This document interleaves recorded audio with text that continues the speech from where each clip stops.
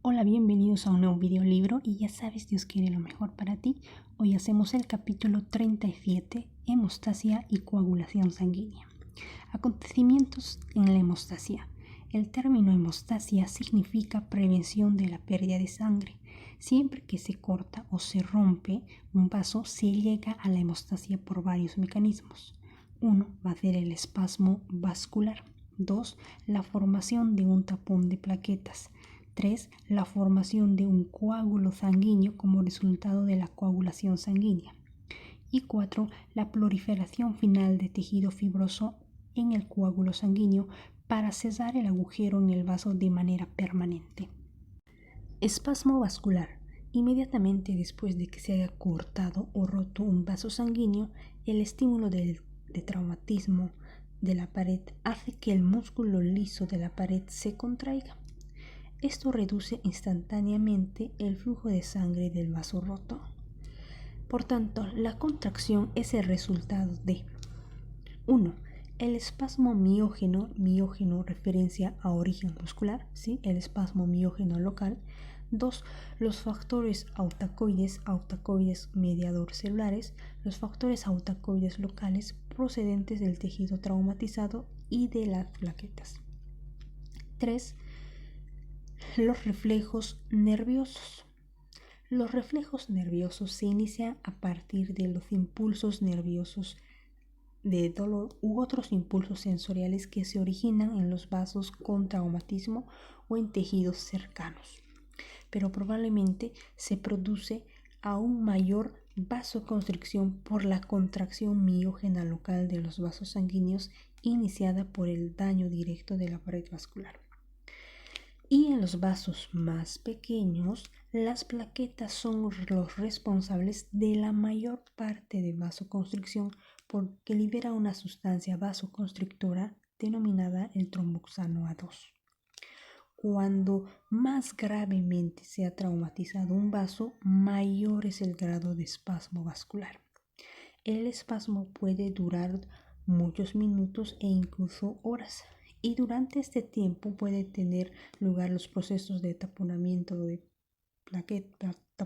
plaquetario y de la coagulación sanguínea. Formación del tapón plaquetario. Si el corte en el vaso sanguíneo es muy pequeño, de hecho aparecen muchos agujeros vasculares muy pequeños por todo el cuerpo al día, suele sellarse con un tapón plaquetario en vez de con un coágulo sanguíneo. Para comprender esto es importante que primero expongamos la naturaleza de las propias plaquetas. Características físicas y químicas de las plaquetas. Las plaquetas, también llamadas trombocitos, son discos diminutos de 1 a 4 micrómetros de diámetro. Se forman en la médula ósea a partir de los megacariocitos, que son células extremadamente grandes de la serie hematopoyética de la médula ósea. Los megacariocitos se fragmentan en plaquetas diminutas en la médula ósea a nada de entrar en la sangre, especialmente cuando constriñen los capilares. La concentración normal de plaquetas en la sangre es de 150.000 y 300.000 por microlitro. Las plaquetas tienen muchas de las características funcionales de las células completas, aunque no tienen núcleos ni pueden reproducirse.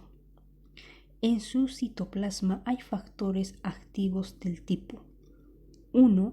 Moléculas de actina y de miosina, que son proteínas contráctiles similares a las que se encuentran en las células musculares, y además otra proteína contráctil, la tromboasterina, que puede contraer las plaquetas.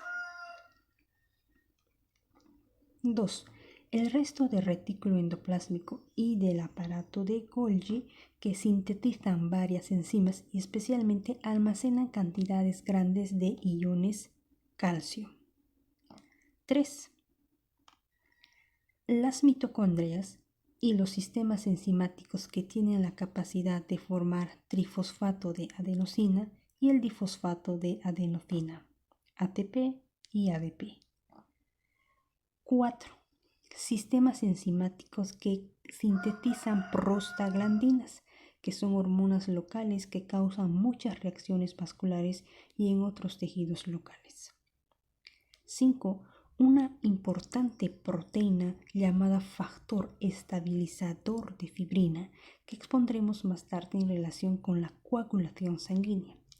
Y 6. El factor de crecimiento que hace que las células endoteliales vasculares, las células musculares vasculares lisas y los fibroblastos se multipliquen y crezcan, lo que provoca el crecimiento celular que finalmente ayuda a reparar las paredes vasculares dañadas. La membrana celular de las plaquetas también es importante. En su superficie hay una capa de glucoproteínas que evita su adherencia al endotelio normal y provoca, sin embargo, la adherencia a las zonas dañadas de la pared vascular, especialmente a las células endoteliales lesionadas, incluso más al colágeno expuesto en la profundidad de la pared vascular. Además de esta proteína, Además, la membrana de las plaquetas contiene grandes cantidades de fosfolípidos que activan múltiples fases en el proceso de coagulación de la sangre, como expondremos después. Por lo tanto, la plaqueta es una estructura activa. Tiene una semivida en la sangre de 8 a 12 días, por lo que después de varias semanas acaba su proceso funcional. Después se eliminan de la circulación principalmente por el sistema de macrófagos tisulares. Más de la mitad de las plaquetas las eliminan los macrófagos del vaso, donde la sangre atraviesa un enrejado de trabéculas densas. Mecanismos del tapón plaquetario. La reparación con plaquetas de las brechas vasculares se basa en varias funciones importantes de las propias plaquetas. Cuando entran en contacto con la superficie vascular dañada, especialmente con las fibras de colágeno de la pared vascular, las plaquetas cambian inmediatamente sus características de manera drástica. Empiezan a hincharse, adoptan formas irregulares con numerosos pseudópodos radiantes que sobresalen de sus superficies. Sus proteínas contráctiles se contraen fuertemente y liberan los múltiples factores activos de sus gránulos. Se vuelven tan pegajosos que se adhieren al colágeno en el tejido y a una proteína llamada factor de von Willebrand, que se filtra en el tejido traumatizado desde el plasma. Segregan grandes cantidades de ADP y sus enzimas forman el tromboxano A2. El ADP y el tromboxano actúan sucesivamente en las plaquetas cercanas para activarlas también, y la adhesividad de estas plaquetas adicionales hace que se adhieran a las plaquetas activadas originalmente.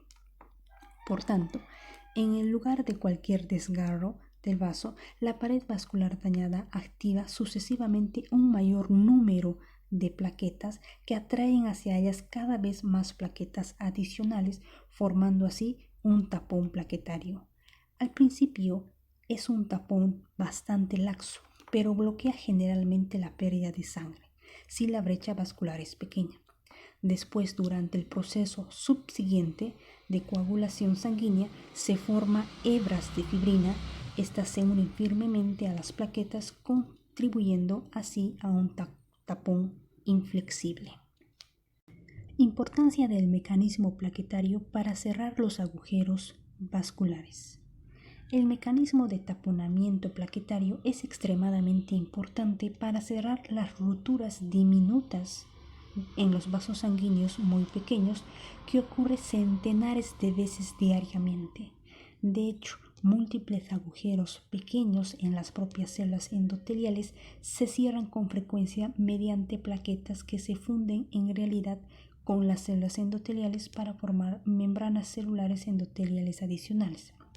Una persona que tenga pocas plaquetas sanguíneas presentará cada día literalmente miles de zonas hemorrágicas pequeñas bajo la piel y a través de los tejidos internos, pero esto no ocurre en la mayoría de las personas. Coagulación sanguínea en el vaso roto. El tercer mecanismo de la hemostasia es la formación de un coágulo sanguíneo. El coágulo empieza a aparecer en 15 a 20 segundos si el traumatismo de la pared vascular ha sido grave y 1 a 2 minutos si el traumatismo ha sido menor. Las sustancias activadoras de la pared vascular traumatizada, de las plaquetas y de las proteínas sanguíneas que se adhieren a la pared vascular traumatizada inician el proceso de la coagulación. En los 3 a 6 minutos siguientes a la rotura de un vaso, si la brecha no es muy grande, toda la brecha o el extremo roto del vaso se rellena con un coágulo. Entre 20 minutos y 1 hora después, el coágulo se retrae. Esto cierra el vaso todavía más, ¿sí? Las plaquetas también desempeñan una función importante en esta retracción del coágulo, como se expondrá más adelante.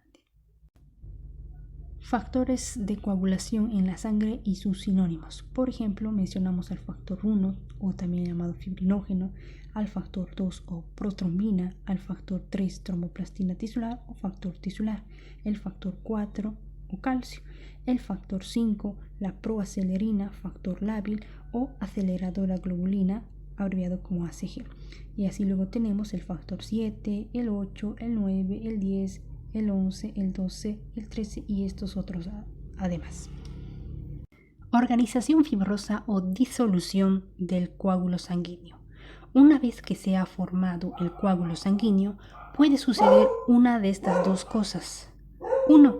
Pueden invadirlo los fibroblastos, que después formarán un tejido conjuntivo por todo el coágulo. 2. O puede disolverse. La evolución habitual de un coágulo que se forma en un agujero pequeño de una pared vascular es la invasión de los fibroblastos, empezando pocas horas después de que se forme el coágulo, lo que promueve, al menos parcialmente, el factor de crecimiento que segregaron las plaquetas. Esto continúa hasta la organización completa del coágulo en tejido fibroso en aproximadamente 1 a 2 semanas. A la inversa, cuando pasa sangre a los tejidos, aparecen coágulos allí donde no eran necesarios. Se activan sustancias especiales que hay dentro del coágulo. Estas funcionan como enzimas que disuelven el coágulo, como se expondrá más adelante. Mecanismos de la coagulación de la sangre. Teoría básica. En la sangre y en los tejidos se han encontrado más de 50 sustancias importantes que afectan la coagulación sanguínea. Unas que van a estimular la coagulación, llamadas procoagulantes, y otras que inhiben la coagulación, llamadas anticoagulantes. En la sangre, se coagule o no, depende del equilibrio entre estos dos grupos de sustancias. En el torrente sanguíneo predomina generalmente los anticoagulantes, por lo que la sangre no se coagula mientras está circulando en los vasos sanguíneos. Pero cuando se rompe un vaso, se activan los procoagulantes de la zona del tejido dañado y anulan a los anticoagulantes y así aparece el coágulo.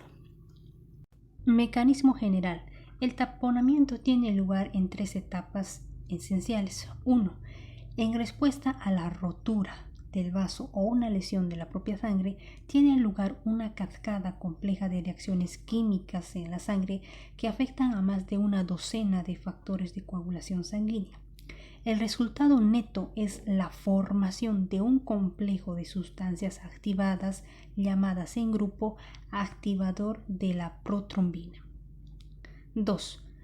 El activador de la protrombina cataliza la conversión de protrombina en trombina.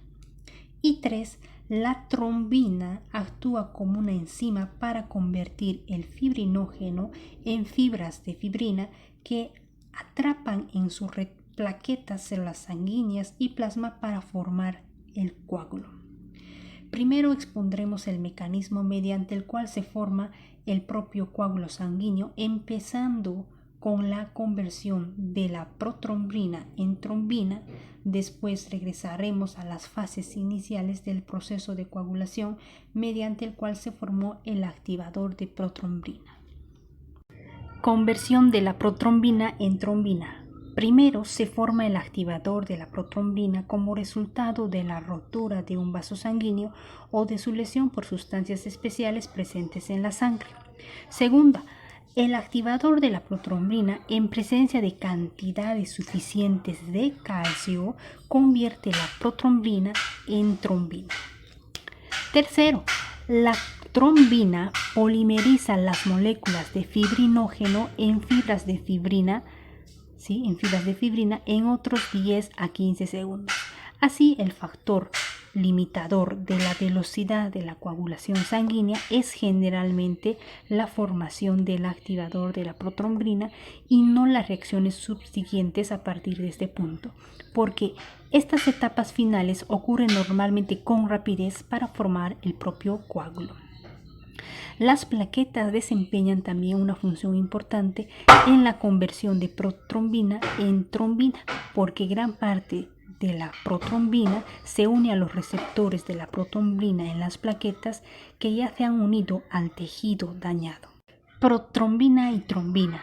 La protrombina es una proteína del plasma, una alfa-2 globulina con un peso molecular de 68.700. En el plasma normal se presenta en una concentración de aproximadamente 15 miligramos por decilitro. Es una proteína inestable que puede desdoblarse fácilmente en compuestos más pequeños, uno de los cuales es la trombina, que tiene un peso molecular de 33.700, casi exactamente la mitad que la protrombina. La protrombina se forma continuamente en el hígado y el cuerpo lo usa constantemente para la coagulación sanguínea. Si el hígado no produce protrombina, su concentración en el plasma disminuye demasiado en unos o varios días para mantener una coagulación normal de la sangre. El hígado necesita la vitamina K para la activación normal de la protrombina, así como para la formación de otros factores de la coagulación. Por tanto, la existencia de una hepatopatía o falta de vitamina K que impide la formación normal de la protrombina puede reducir su concentración y ocasionar una tendencia al sangrado. Conversión de fibrinógeno en fibrina, formación del coágulo. El fibrinógeno es una proteína de peso molecular alto, 340.000, que está en el plasma en cantidades de 100 a 700 miligramos decilitro. El fibrinógeno se forma en el hígado y una enfermedad del hígado puede disminuir la concentración del fibrinógeno circulante, como hace en la concentración de la protrombina explicada anteriormente.